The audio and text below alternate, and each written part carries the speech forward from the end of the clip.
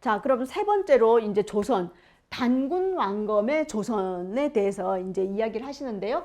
이 고조선, 단군조선, 왕검조선을 고조선이라고 하고 한국사에 처음으로 등장하는 국가 명칭이다라고 이야기하십니다. 그러면서 우리가 앞에서 봤던 기자라든지 위만의 조선은 중국의 망명인이 만든 그런 정권이기 때문에 우리의 이 고조선은 토착인 이고 위치도 다르다라고 이야기를 하고 계십니다. 이 기자하고 위만은 아까 보셨지만 그 난하 유역의 조그만 지역에 어떻게 보면 고조선의 서쪽에 아주 귀퉁이의 조그만 지역에 있는 중국의 망명객들이 만든 정권이라는 거고, 고조선은 이 한반도 전체와 만주 지역 전체를 아우르는 그런 큰 지역의 토착인들이 세운 국가다라고 하는 것입니다. 그래서 또한 이렇게 책에 보시면 삼국유사 고조선 조에 보면 이제 어떤 당군 왕검이라 불렀다 하고 당요가 즉위한 지 요 임금이죠. 50년인 경인년에 평양성에 도읍하고 비로소 조선이라고 하였고, 또 백악산 아사달로 도읍을 옮겼는데 또한 궁월산이라고도 하고 금미달이라고도 한다. 나라를 누린 1500년이 되어 서주 무왕이 즉위한 기묘년에 기자를 조선에 봉하니 단군은 곧 장당경으로 옮겼다가 뒤에 아사달로 들어와 응거하여 산신이 되었다라는 기록인데, 이 기록에서 중요한 것은 기자를 조선에 봉하니 단군은 곧 장당경으로 옮겼다라는 문구를 눈여겨봐야 된다라고 이야기하시면서, 이것은 무슨 얘기냐? 기자가 이주한 지역 외에도 넓은 영토를 가졌다는 것을 알 수 있다는 것입니다. 그러니까 기자가 아예 고조선 전체를 이렇게 먹었다라는 뜻이 아니라 기자가 오니까 그 도읍을 어디로 옮겨요? 장당경이라는 것으로 다른 지역으로 또 옮겼다는 거예요. 그러면서 기자는 서쪽에서 이렇게 망명을 온 그러한 세력이라는 것을 알 수가 있고, 동쪽의 넓은 영토에 바로 고조선이 있었다라는 것을 알 수가 있습니다. 그리고 기자가 이주한 후에 고조선은 멸망한 것이 아니라 다른 지역에서 장당경으로 옮겨 다시 또 아사달로 옮겨 이렇게 해서 고조선이 계속 존속하고 있었다는 것을 말해준다라고 이야기를 하고 계십니다. 그래서 여기서 보면 보세요. 평양성에 도읍했다가 백악산 아사달도 도읍했다가 장당경으로 했다가 다시 아사달, 이렇게 고조선의 수도가 여러 곳이었다는 것을 알 수가 있는데, 특히 이 평양에 대해서 이야기를 하시면서 이 평양이라고 하는 것은 지금 우리가 북한에 있는 그 수도, 북한 수도 평양만이 아니다. 평양이라는 단어가 만주 지역에도 많이 여러 지역을 평양이라고 이야기한다라고 하시면서, 그 당시에는 이 평양이 고유명사가 아니라 대읍, 큰 마을을 뜻하는 보통명사였다라고 이야기하십니다. 그런데 그것이 아니라 여기서 말하는 평양을 지금 북한의 수도 평양으로 빚어지은 사람이 바로 이병도고, 그 이후에 노태도까지 이어지면서 이러한 평양이 보통명사라는 것을 부정하는 이러한 것이 체계화되었다라고 비판하고 계십니다. 자, 그러면 또 다른 이제 역사서를 보겠는데요. 예 및 옥저, 구려, 이 고구려를 얘기하죠. 구려는 본래 모두 조선의 땅이었다라고 후한서 동의열전에 쓰여져 있습니다. 그런데 이 후한서라는 책은 동한시대를 쓴 역사서거든요. 근데 이 동한시대에는 그러면 우리 이 한반도와 만주 지역에는 어떤 나라들이 있었냐 하면, 그때 고구려가 만주에 세워져 있었고요. 옥저는 함경도였고, 예는 바로 함경도하고 강원도 지역까지입니다. 이 모두가 뭐라고 되어 있어요? 조선의 땅이었다. 모두가 고조선의 영역이었다는 것을 알 수가 있다라고 하십니다. 그리고 또 제왕운기 전조선기라고 하는 기록에 보면 70이 넘는 그 숫자 어찌 다 밝혀지겠는가? 그 가운데 큰 나라가 어느 것인가? 먼저 부여와 비류가 이름을 떨치었고, 다음은 신라죠. 고래, 고구려이며 남북 옥저, 예, 맥이 따르더라. 이들 나라 여러 임금들 누구의 후손인가 묻는다면 그들의 혈통 또한 단군으로부터 이어졌다라고 이야기를 하고 계십니다. 그래서 이러한 기록들에 의해서 고조선은 한반도 만주 강력 전체가 영역이었다는 것을 알 수가 있고요. 또 이런 문헌 이외에도 청동기, 지배층의 독점물로 하고 있는 그 청동기를 기반으로 동일한 정치 세력, 그 다음에 통치 지역이 바로 한반도와 만주 땅이었다는 것을 알 수가 있다는 것입니다.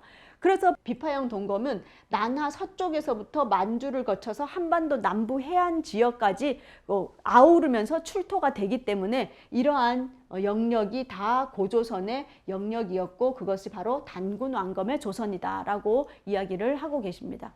마지막으로 청천강 유역의 또 조선을 주장하시는 사람들이 있는데 청천강 유역의 조선은 과연 무엇인가 하고 보고 계십니다. 그래서 후한서 동이열전 고구려 전에 보면 고구려는 요동의 동쪽 천리되는 곳에 있으며 남쪽은 조선 예맥과 접하였고 동쪽은 옥저, 북쪽은 부여와 접하였다라는 기록이 나와 있는데요. 이 후한서라는 책은 동안시대인 23년 서기 후죠. 23년에서 220년의 동안시대에 관한 역사서를 쓴 책입니다.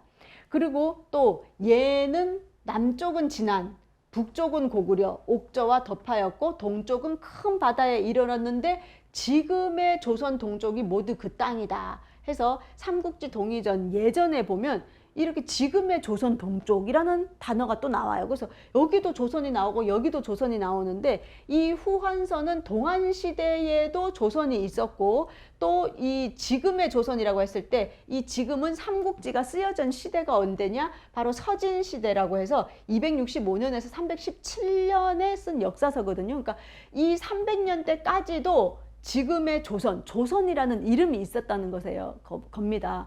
그렇다면 이 조선은 청천강 유역에 있는 것은 무엇이냐, 그 조선은 라고 얘기했을 때 청천강 유역은 첫 번째 고조선 영토 내에 속한다는 것입니다. 두 번째 고조선이 붕괴되고 1세기 이후 그러니까 3세기까지도 이렇게 317년까지 쓰여진 역사서니까요. 3세기까지 존속했다라는 것을 알 수가 있다. 또 후한서, 삼국지 등의 독립 항목이 없다. 그러니까 후한서나 삼국지에 보면 동이열전에서 고구려전이라든지 예전이라든지 이게 다 있는데 왜 그러면 조선전이 독자적인 그 항목이 없을까? 그리고 청천강 유역에는 또 묘향산의 단군 유적들이 많이 있습니다. 이러한 것들을 봤을 때 청천강 유역의 고조선은 고조선이 붕괴된 다음에 단군과 그 일족들 후손의 거주지를 바로 그 청천강 유역에 묘향산 지역에 마련해 놓았을 것이다. 거기서 단군의 고조선이 망한 다음에 그 후손들이 그 왕손들이 거기서 좀 거처했을 것이다 라고 윤내영 교수님은 이야기하고 계십니다. 그래서 이러한 것은 바로 우리 이 고조선에만 해당되는 것이 아니라 동아시아의 많은 사례들에서도 그러한 것을 볼 수가 있다는 것입니다. 왕조가 하나 망하고 나면 그 왕조의 후손들이 모여 살 수 있는 그런 지역들이 있었다라고 하는데 바로 청천강에 나오는 조선, 청천강 유역의 조선은 그 붕괴 후 단군의 일족들이 거처했던 그런 장소다라고 보고 있습니다. 그래서 이 제1장을 요약을 한다면 고대 문헌에 보이는 조선은 첫 번째 조선이라는 그 명칭이 여러 번 등장하는데 이 조선은 단군 왕검의 고조선을 이야기하기도 하고 고조선 서쪽 변경의 난하 동부 유역에 기자조선, 위만조선, 낙랑군의 조선현 그 지역에 조금 있는 지역도 조선이라고 하고 그 다음에 고조선이 붕괴된 다음에 청천강 지역, 묘향산 지역에 단군의 후예들이 거주했던 그 거주지를 이야기하기도 한다. 그렇기 때문에 문헌에 나오는 조선이 다양한 의미로 쓰여졌기 때문에 그 문헌이 어느 시대의 것인지 어떤 조선을 이야기하는 것인지를 구분해서 우리가 볼 필요가 있다라고 이야기를 하고 계시고요. 두 번째, 우리가 앞에서 봤듯이 기자조선, 위만조선은 고조선의 후계 세력이 아니다. 중국 사람들이다 라고 하는 것입니다. 그래서 기자, 위만, 한사군의 낙랑군은 고조선의 중심부에 위치하지 않았고 서쪽의 그 난하 유역 조금만 지역에 존재했었다. 그렇게 이야기를 하고 계십니다. 그래서 고조선의 서부 변경에 고조선 후기에서 말기까지 고조선과 병존해서 있던 조그만 지역이다. 특히 기자 정권의 경우는 중국에서 망명한 기자가 세웠던 정권으로 고조선의 변방 거수 제후국이라고 할 수 있는 그런 존재였을 것이다 라고 이야기를 하고 계시고요. 그 다음에 위만 정권은 뭐다? 기자 정권을 탈취한 다음에 서한의 지원을 받아서 오히려 고조선과 대치했던 세력이다 라고 이야기를 하고 계시고요. 또 한사군이라는 것은 서한 한무제 때 이 위만 조선을 멸망을 시켜서 세운 조그만 행정구역이다. 그래서 중국의 영토에 있는 그러한 조선들이다 라고 이야기를 하고 계십니다. 그래서 결론은 위만을 고조선에 포함시키거나 위만 한사군을 고조선을 이은 세력으로 한국 고대사 체계화하는 것은 잘못되었다라고 주장하고 계십니다. 두 번째로 그러면 이제 고조선이라는 명칭의 개념에 대해서 이제 알아보셨는데요. 제가 그래서 교과서에 이 책에도 여러 예들이 쭉 써 있었습니다. 그래서 교과서가 어떻게 쓰여져 있는지 나와 있는데 여기 자료에는 1990년대의 교과서를 예를 들어 놓으셨기 때문에 제가 우리 아들 그 교과서를 봤습니다. 그래서 최근에 나온 2015년 개정 교과 과정이 있잖아요. 그 최근의 교과 과정입니다. 그 교과 과정에 있는 중학교 역사 교과서입니다. 미래N이라고 하는 그런 출판사를 저희 아들 학교에서 선정을 해서 공부를 하더라고요. 거기에 역사 2에 한국사가 나와 있는데요. 거기에 어떻게 나와 있냐 봤더니 기원전 2세기경 중국의 혼란기를 피해 많은 유이민과 함께 위만 세력이 고조선에 들어왔는데 위만은 고조선의 준왕을 몰아내고 왕위를 차지하였다라고 쓰여져 있어요. 이들의 유입으로 철기 문화가 더욱 발달하였다. 예전 같으면 그냥 이게 그런가 보다 하고 읽었을 거예요. 근데 이거를 윤내연 교수님 걸 공부하고 나니까 준왕이 고조선 사람 아니잖아요. 그렇죠? 우리가 얘기하는 고조선이라고 한다면 단군 왕검의 단군조선을 고조선이라고 하고 준왕은 아까 봤지만 누구의 후손이다? 기자의 40세 손이 준왕이잖아요. 그러니까 이거는 고조선의 준왕하면 고조선 큰 영토에 있는 그 준왕을 위만이 몰아낸 그 느낌인데 그렇지 않다는 거예요. 근데 우리가 지금 중학교 애들이 어떻게 배운다? 그렇게 배우고 있다는 거예요, 지금. 그리고 더 놀라운 건 보세요. 이들의 유입으로 철기 문화가 더욱 발달하였다. 우리 한반도 내에서 이 만주 지역 이런 데서도 많은 유물들이 나와가지고 발달했는데 이들의 유입으로 뭔가 중국으로부터 들어와서 발달했다라는 그 느낌이 나는 그러한 글을 현재에도 우리나라 학생들이 배우고 있다는 것입니다. 그런데 이러한 교과서가 쓰여져 있는데 교과서 예를 많이 들어 놓으셨어요. 국사편찬위원회 1990년대 교과서부터 해서 쫙 이렇게 예를 많이 들어 놓으셨더라고요. 근데 이러한 교과서가 쓰여지게 된 근본 원인은 뭐냐?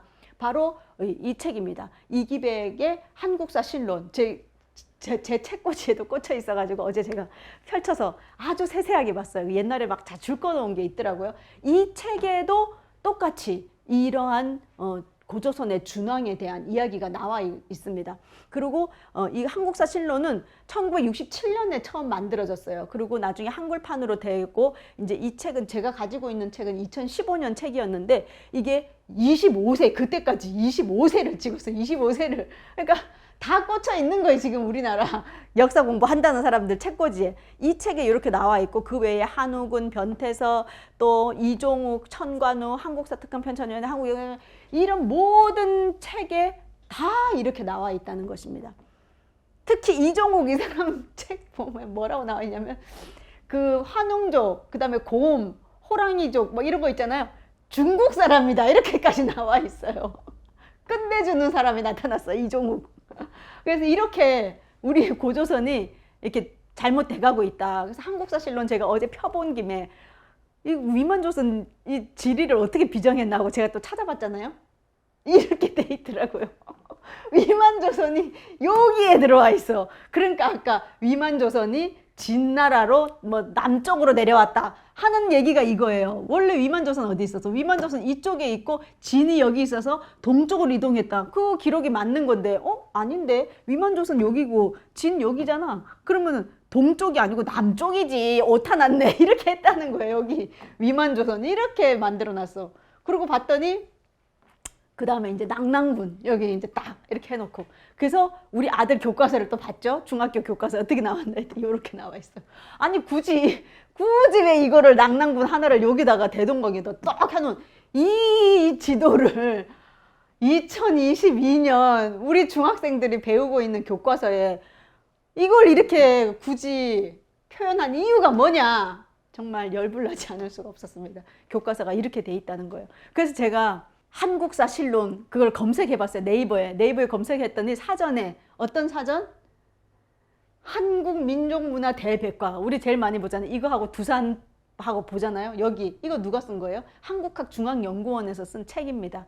이기백의 한국사 실론은 올바른 역사 인식의 바탕을 두고 체계적으로 쓰여진 이 개설서는 한국사학 100년의 역사를 기념하기에 부족함이 없는 걸작품이라고 하겠다. 이렇게 딱 나와 있더라고요. 마지막에 뒷목 이런 지경입니다. 지금 한국학중앙연구원 네이버에 치면 나오는 사전에 걸작품이래. 부족함이 없는 걸작품인데 그 걸작품에 뭐라고 나와 있어? 위만조선과 낙랑군의 위치가 이렇게 표현되어 있어서 정말 개탄스럽지 않을 수가 없는 그런 상황이었습니다. 자, 그렇다면 이러한 오류의 원인이 무엇인가? 윤내영 교수님은 이렇게 말씀하십니다. 고려 말과 조선시대의 이 유학자들이 모화사상, 중국 그대로 받아들이는 이 모화사상에 물들었기 때문에 중국의 천자인 무왕이 기자를 봉해가지고 고조선의 통치자로 왔으니 얼마나 땡큐냐 하는 그 인식이 있었다는 거예요. 그러면서 단군조선이 멸망하고 그 다음에 기자가 들어온 이 기자 조선으로부터 우리의 역사가 시작됐다라고 조선의 유학자들이 이야기했다는 겁니다. 그러면서 그 이후에 위만 한사군 체계로 계승이 되었다. 그래서 우리 교과서에도 이게 나온다는 거 아니겠습니까? 그런데 일제 때는 더하죠. 뭐 단군조선을 말살을 했잖아요. 말살하면서 그런데 뭐라고 얘기했냐? 이 기자는 중국 사람인데 멀리 한반도까지 오는 게 불가능하지 않냐? 라고 누가 이만희시 류가 이야기를 하면서 이거를 기자 조선을 부정해요. 이거는 그냥 엉터리 만들어진 이야기다라고 이야기하면서 뭘 주장해? 임나일본 무쇠를 주장해. 왜? 한반도엔 중국 아니고 일본이 옛날부터 영향을 미쳤어 라는 걸 주장하기 위해서예요. 그러면서 또 나중에는 대동강 유역에 중국 유물 몇 점 나온 거 가지고 그렇죠. 뭐 이렇게 사신이 와서 전해줬을 수도 있고 여행 갔다가 들어올 수도 있는데 그 몇 점 이렇게 발굴해 가지고 한사군의 낙랑군 위치를 이렇게 대동강 유역으로 비정을 하면서 원래 조선 사람들은 중국 지배도 받았고 일본 지배도 받았고 그러니까 지금 일제강점기 식민지가 된 건 니네는 당연하다. 니네 민족이 워낙 못났기 때문에 그 얘기를 했다는 거예요. 그러한 오류가 지금까지도 고쳐지지 않고 이어지고 있는 것이 원인이다 라고 이야기하십니다. 그러면서 이제 이 고조선이라는 용어가 처음 등장하는 것은 우리나라의 책은 이련의 삼국유사에 나온다. 그런데 안타깝게도 이것은 고려시대에 저술된 책이다. 그 이전에 그 우리의 고대사에 대한 책들은 다 없어지고 일본이 가져가고 불태워지고 그랬다. 그 다음에 고조선은 기자 위만보다 앞선 단군조선을 의미합니다. 그러니까 삼국유사 기이편에 보면 고조선조라고 따로 있어요. 고조선. 그 다음에 위만조선조 이렇게 독립된 항목이 따로 있습니다.